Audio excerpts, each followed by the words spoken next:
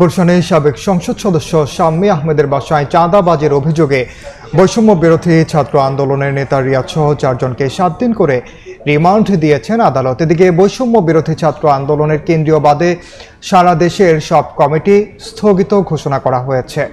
দুপুরে ঢাকার সিএমএম আদালতে তাদের হাজির করে 10 দিনের রিমান্ড আবেদন করেন তদন্ত কর্মকর্তা। আবেদনে বলা হয়, গ্রেফতারের হুমকি দিয়ে গেল 17 জুলাই ও 19 জুলাই শাম্মী আহমেদের কাছে 2 দফায় 90 লাখ টাকা দাবি করেন অভিযুক্তরা। পরে তিনি পুলিশের সহায়তা নিলে শনিবার রাতে চাঁদাবাজির সময় হাতে নাতে গ্রেফতার করা হয়। গ্রেফতার আমিনুল ইসলাম অপ্রাপ্তবয়স্ক হওয়ায় তাকে কারাগারে আটক রাখার আদেশ দিয়েছেন আদালত। এদিকে বৈষম্য বিরোধী ছাত্র আন্দোলনের কেন্দ্র ছাড়া সারা দেশের সব কমিটি স্থগিত ঘোষণা করা হয়েছে।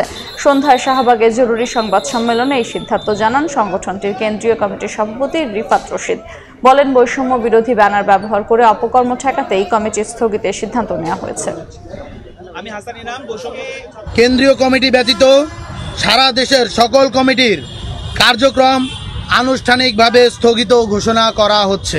বৈষম্য বিরোধী ছাত্র আন্দোলনের ব্যানারকে ব্যবহার করে যারা কোনো প্রকার অপকর্ম করার চেষ্টা করবে, আমরা এখান থেকে স্পষ্ট জানিয়ে দিতে চাই, আপনারা তাদের বিরুদ্ধে অ্যাকশন নিন।